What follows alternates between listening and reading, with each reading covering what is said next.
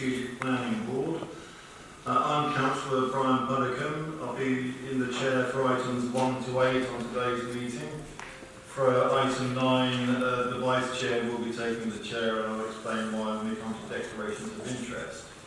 In addition to the members of the committee, also present are the following officers who are here to advise the committee regarding the items on the agenda.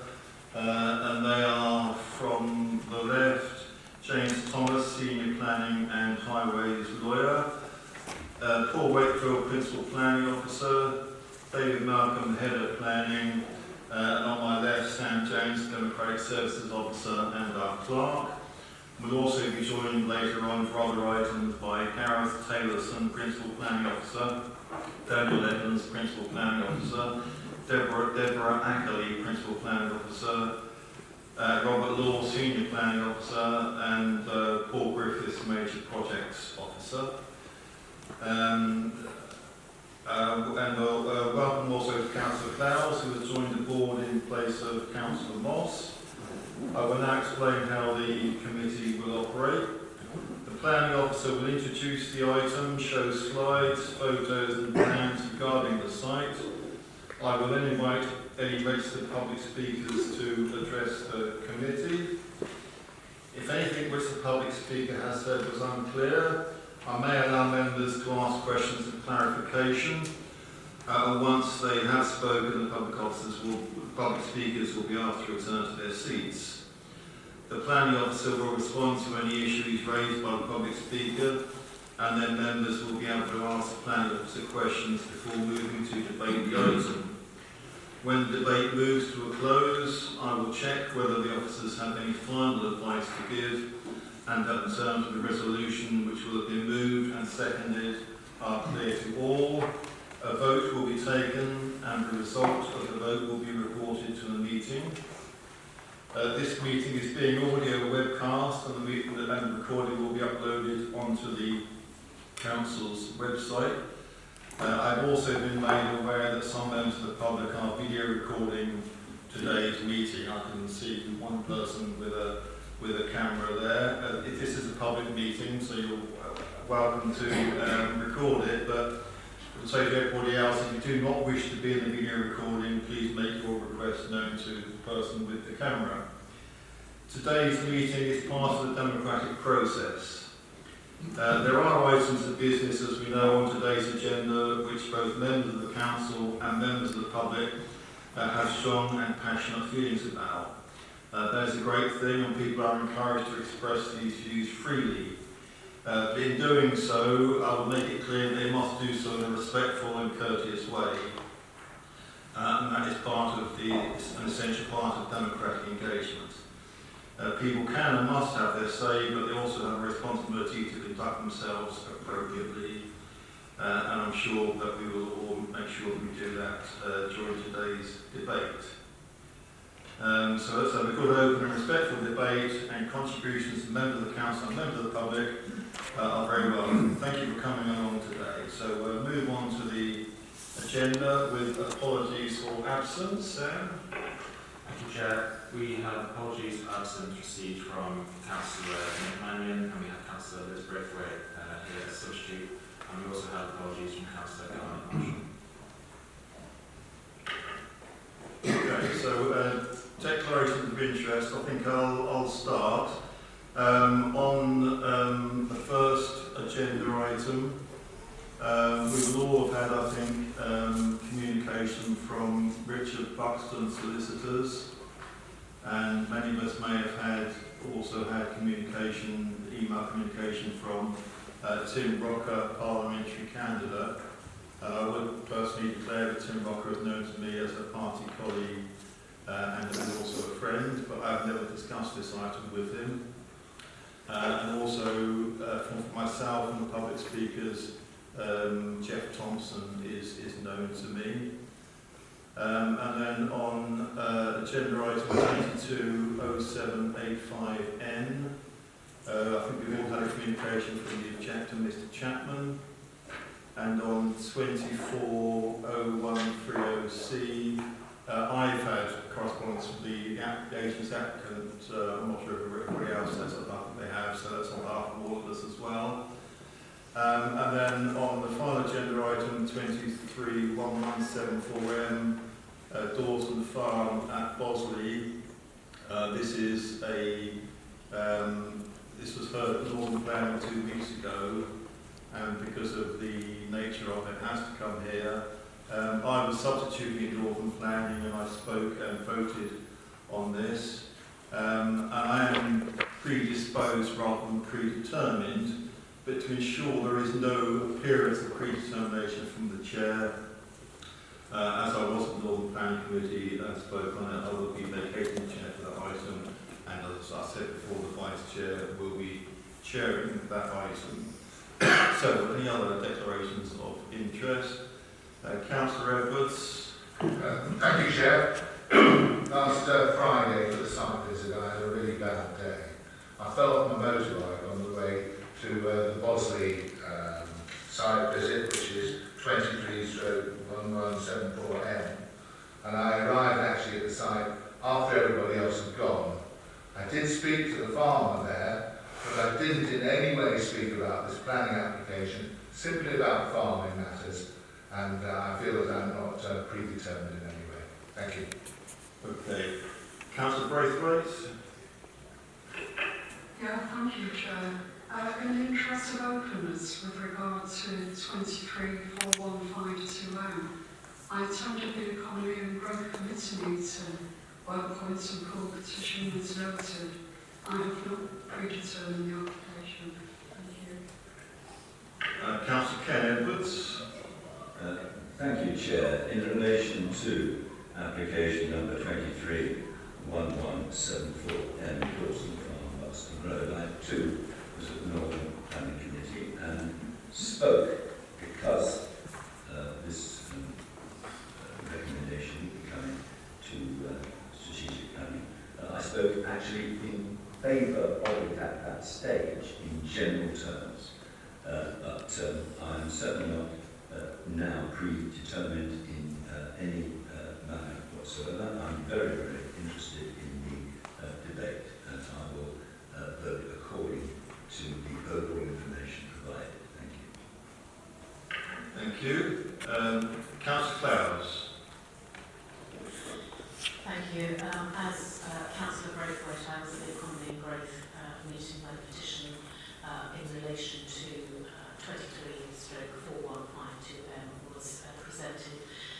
Anybody that was on planning committees was required to leave the room, so I do not feel I'm in any way predetermined. Thank you. Councillor Sim. Yes, in terms of the Poynton Pool application, we did receive some literature through the post. I'm sure all councillors here received the same, so just in the matter of openness that occurred. Anyone else? Councillor Jackson. Application 231174M Dawson Farm. I was at the Northern Area Planning meeting and I voted on this. I voted for refusal. I voted to leave the room when this application is taken. Just to be absolutely clear on everything. Thank you. Thank you. Okay, so that's all on declarations of interest. We'll move on to agenda item 3, minutes of the previous meeting, to agree the minutes of the meeting held 27th of March 24 as a correct record. Any comments on the accuracy? Councillor Garland. Happy to propose. And so that's proposed Councillor Garland, seconded Councillor Edwards. All those in favour? Sorry. 1, 2, 3, 4, 5, 6, 7, 8, 9 in favour. Any against? Any abstentions? 2 abstentions. Okay, thank you. So, item 4, public speaking time. I will go through this. So, a total period of 5 minutes is allocated for each of the planning applications for the following. 5 minutes for ward councillors who are not members of the Strategic Planning Board and the relevant town parish council. And 3 minutes allocated for each planning application to the following. Members who are not members of the Strategic Planning Board and are not a ward member, objectors, supporters and applicants. But for agenda item 5, 2030, down embankment at Poynton Pool, I have agreed to increase speaking time for 5 minutes for most people on that one.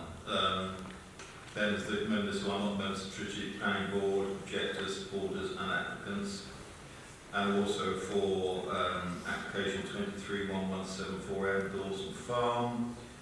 The Vice Chair has agreed an extension of 5 minutes for members who are not members of the Strategic Planning Board and are not the board member, because there will be a representative from the Northern Planning Committee come to speak at that. And also for any other speakers on that item. So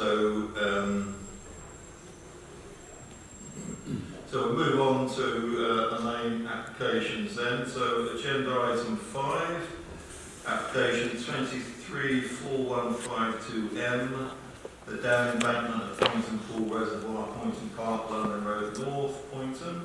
The proposed removal of low points along approximately 480 metres of Poynton Pool down embankment and slightly raising the level of crest to increase the flood resilience of the reservoir. The curb alongside an enhanced footpath will create a crest level, and the works will also include the creation of 2 40-metre wide clearings to further increase flood resilience. And Mr. Paul Wakefield is going to introduce the item for us. I'll hand over the board. Thank you, Chair. Good morning, everybody. So there was an update report circulated earlier this week. That update report summarised 2 alternative options that were put forward by interested parties. The applicant has since responded to those 2 alternative proposals. They're referred to as option 1C and 2C. Option 1C, it's noted that as the existing culvert is retained, this will still cover the capacity of the spillway, which is significantly less than the required design capacity, and so would not be acceptable on reservoir safety grounds. And option 2C was similar to option 2, which is considered on page 49 of the original report. It also, which was previously discounted for those reasons that are stated in the report. In addition to this, they note potential impacts on tree roots from raising the freeboard within earth, or with earth, although as it may form a sort of seepage or erosion path under the raised crest. And overall,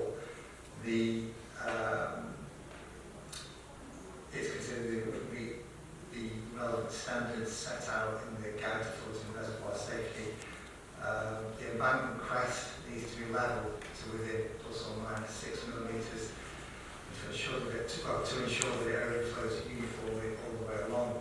This can't be achieved with soil alone, but does need a crest marker, so the curve is shown in the current proposals, to provide confidence to the reservoir panel engineer that it meets reservoir safety standards. So as such, this alternative is discounted as well. On page 27 of the agenda, 6 potential veteran trees are referred to. Since the report was published, 7 trees have now been verified by the Woodland Trust on the Ancient Tree Inventory as notable trees, not veteran trees, but notable trees. A notable tree taken from the Ancient Tree Inventory website is said to be usually mature trees which may stand out in the local environment because they are large in comparison with the trees around them. Of these 7 trees, 2 are to be removed, which is an oak and a sycamore, and the other 5, which are all crack willow trees, are identified as being impacted. 2 of them have root protection area encroachment, and the remaining 3 are to have their grounds lifted to 5 metres over the working area.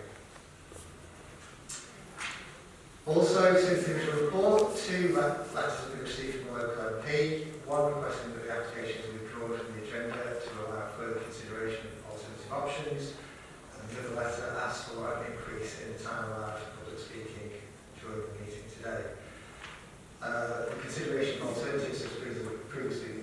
out, and the chair has already agreed, as I said earlier, to extend public speaking time given the nature of the scheme that we're looking at today.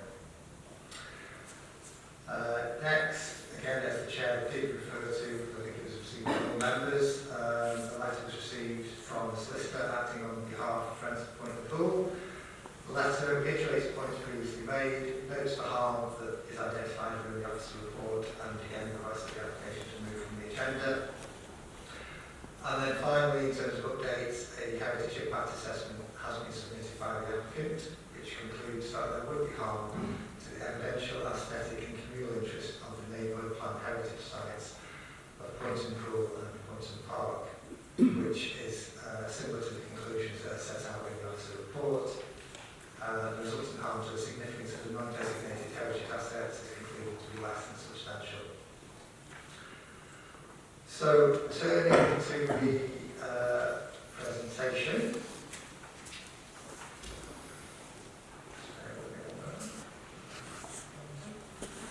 So this is the application site. We had a site visit on Friday where we parked on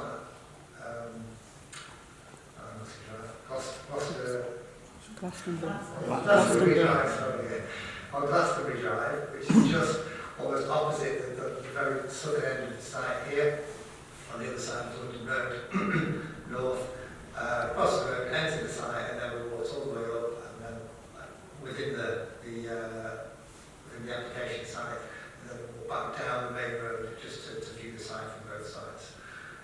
So, as we can see, as we've seen on the site, it is a very linear site, adjacent to Poynton Pool on the right-hand side here, to the east, and London Road north to the west. The site accommodates woodland on the bank of the pool and a footpath. There's a car park to the existing car park to the north, which is within the application site.